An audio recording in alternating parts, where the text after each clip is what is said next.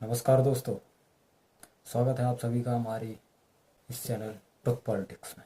आज हम बात करते हैं इस नए राजनीतिक दौर में आखिरकार देश की राजनीति और रणनीतियों को कौन कंट्रोल करता है, कॉमन पीपल या सो कॉल्ड एलिट क्लास।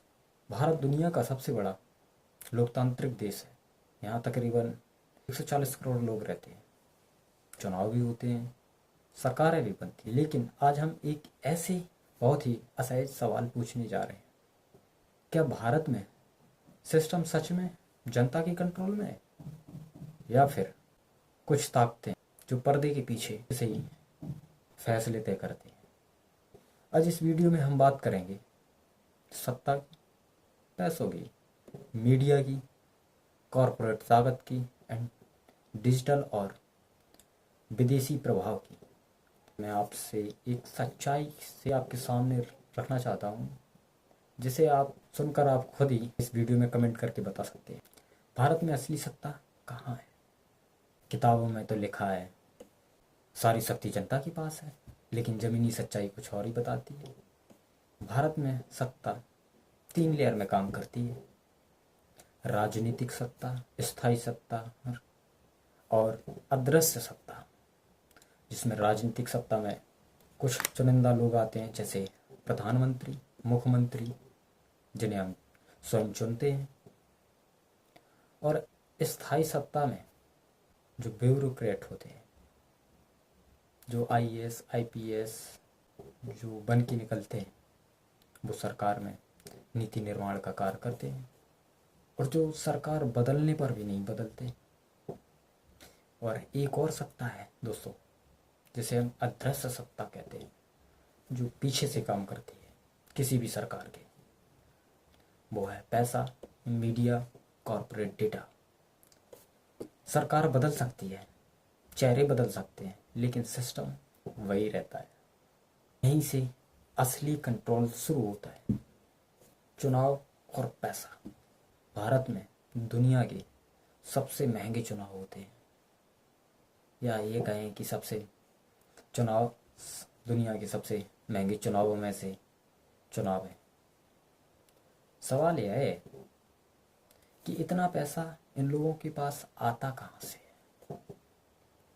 बड़े कॉरपोरेट डोनेशंस, और एक आपने चर्चा में सुना होगा, उस पर थोड़ा बहस भी छिड़ी हुई थी बिहार इलेक्शन से पहले, जिसे हम इलेक्टोरल बॉन्ड कहते हैं। कई बड़ी बड़ी कंपनियां भी इन्हें फंड करती हैं, जिसमें कई नामचीन कंपनियां हैं। आम आदमी सिर्फ 500 या 1000 रुपये दे सकता है, इससे ज़्यादा तो क्या ही दे सकता है। लेकिन नीतियां करोड़ों देने वाले के पक्ष में बनती हैं। पैसा क्या बदलता है? लेकिन अब आप सोचेंगे पैसा क्या ही बदल सकता है। पैसा टैक्स पॉलिसी बदल सकता है, प्राइवेटाइजेशन करवा सकता है, सरकारी ठेके दिलवा सकता है, नियमों में ढील। पैसा वोट नहीं खरीद सकता, तो हम अपनी मर्जी से ही कर सकते हैं। मीडिया को लोकतंत्र का चौथा स्तंभ कहा गया है, लेकिन आज भी भारत में ज़्यादातर बड़े मीडिया हाउस कॉरपोरेट के मालिकाने में। मीडिया का इम्पोर्टेंट रोल भाई बहुत तगड़ा है। वह बता सकता है कि कौन सा मुद्दा सामने आ सकता है, कौन सा दबाया जा सकता है और कौन सा नहीं आने देंगे, और किस मुद्दे पर बहस होगी, किसे देशभक्त या देशद्रोही ठहराया जा सकता है। बेरोजगारी, शिक्षा, स्वास्थ्य पीछे ही छोड़ देते हैं। धर्म, भावनाएं, शोर, ये आप सब आगे कर देते हैं, क्योंकि इसमें थोड़ा पॉपुलैरिटी भी मिलती है, पब्लिसिटी भी मिलती है। हमारे जैसे धर्म के लोग भी आए, धर्म के लोग ही कहेंगे हमारे धर्म को ये गलत बोलते हैं। ये उन्होंने पकड़ रखा है जो राजनेता है, क्योंकि उन्हें इससे पीआर मिलता है। इससे बड़ा ही क्या पॉपुलैरिटी हो सकती है। इसे नैरेटिव कंट्रोल भी कहते हैं। जब जनता मुद्दे नहीं चुनती, मुद्दे जनता को दिए जाते हैं, कॉरपोरेट पावर। आज भारत में कुछ बड़े कॉरपोरेट समूह infrastructure, port, airport, energy, media, जब एक ही ग्रुप सरकार को फंड करे, मीडिया चलाए, ठेके ले, पॉलिसी से फ़ायदा उठाए, इसे कहते हैं कॉरपोरेटोक्रेसी। यानी सरकार चुनी जाती है लेकिन दिशा कॉरपोरेट तय करती है। इसी में एक नई राजनीति भी आई है जो हाल के दिनों में ये स्टार्ट हुई है। हाल के दिनों क्या कह सकते हैं, कुछ सालों में ही इसका चलन आया है, जिसे हम डिजिटल एंड डेटा पॉलिटिक्स कहते हैं। ये नई राजनीति है। आज की राजनीति संसद में कम, व्हाट्सएप पर ज़्यादा और यूट्यूब, इंस्टाग्राम, ट्विटर पर चलती है। सेशन नहीं होते लेकिन एल्गोरिदम तय करता है आप क्या देखेंगे, ट्रेंड तय करता है आप क्या सोचेंगे।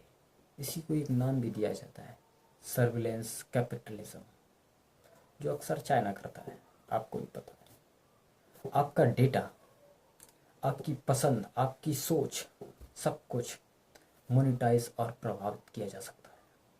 ये आपको पता नहीं लगेगा, पर आप जो स्क्रॉल करते हैं, वीडियो देखते हैं यूट्यूब पर, इंस्टाग्राम पर, शॉर्ट वीडियो, इनसे फ़र्क पड़ता है। आपको लगता है कि आप सोच रहे हैं, असल में ये सोच डिज़ाइन की जा रही है। फॉरेन इन्फ्लुएंस, जिसे भारत की राजनीति और विदेशी असर कह भी सकते हैं। सोशल मीडिया प्लेटफॉर्म, विदेशी निवेश, NGO, non governmental organisation, think tank, global media, narrative, इन सब से भी असर पड़ता है। भारत की इमेज, नीतियों पर, जनता की सोच पर। आजकल युद्ध बॉर्डर पर नहीं, अधिकतर सूचना और नैरेटिव में होता है। जो आपने देखा होगा ऑपरेशन सिंदूर के टाइम पाकिस्तान वाले भाई क्या नैरेटिव सेट कर रखा था, हद है। हालांकि हम लोगों ने उन्हें जवाब दिया पर थोड़ा लेट दिया। वो कहते नहीं, देर आई दुरुस्त आई। ब्यूरोक्रेसी जिसमें वही आईएएस, आईपीएस सरकार के साथ नहीं रहते पर सिस्टम के साथ चलते ही हैं। फाइलें, नियम, प्रक्रियाएं, पॉलिसी, यही सब डिज़ाइन करते हैं ये लोग। नेता तो सिर्फ 5 साल में बदल जाते हैं लेकिन असली कंट्रोल यही रहता है। पूरा सिस्टम एक साथ वर्क करता है। भारत में सिस्टम कोई एक पार्टी नहीं चलाती, यह एक नेटवर्क है। किस किस का? पैसा का, मीडिया का, कॉरपोरेट का, डिजिटल प्लेटफॉर्म का, ब्यूरोक्रेसी, विदेशी दबाव का, एक दूसरे से जुड़े। लोकतंत्र खतरे में तब नहीं पड़ता जब सरकार खराब हो। लोकतंत्र खतरे में तब पड़ता है जब जनता सरकार से सवाल पूछना बंद कर दे। इस चैनल का यही पर्पस है कि सोचना और समझना और सवाल करना। आजकल आप कई एक वीडियो देख रहे हैं जिसमें हमारे नेता लोग कुछ भी कह के चले जाते हैं, या वो संसद में हो या कहीं मीडिया कॉन्फ्रेंस में हो, कुछ भी कह देते हैं। एक कर्नाटक का भी संसद में एक बोला था, किसी लड़की के साथ रेप हुआ था, तब बोला पोजीशन का मजा लो। क्या क्या मेंटालिटी है भाई। हम लोग ही इन्हें चुन के भेजते हैं, हम लोग गलत करते हैं, पर इनको भी सिखाया जाएगा राजनीति किसे कहते हैं। अब हम लोग जो आगे उतर गए हैं मैदान में, इसी के साथ विराम करते हैं। अच्छा लगा हो तो लाइक करिएगा, शेयर करिएगा और कमेंट में बताइए, अपनी राय भी दीजिए कि आपके हिसाब से सिस्टम को कौन कंट्रोल करता है। धन्यवाद। जय मां भवानी।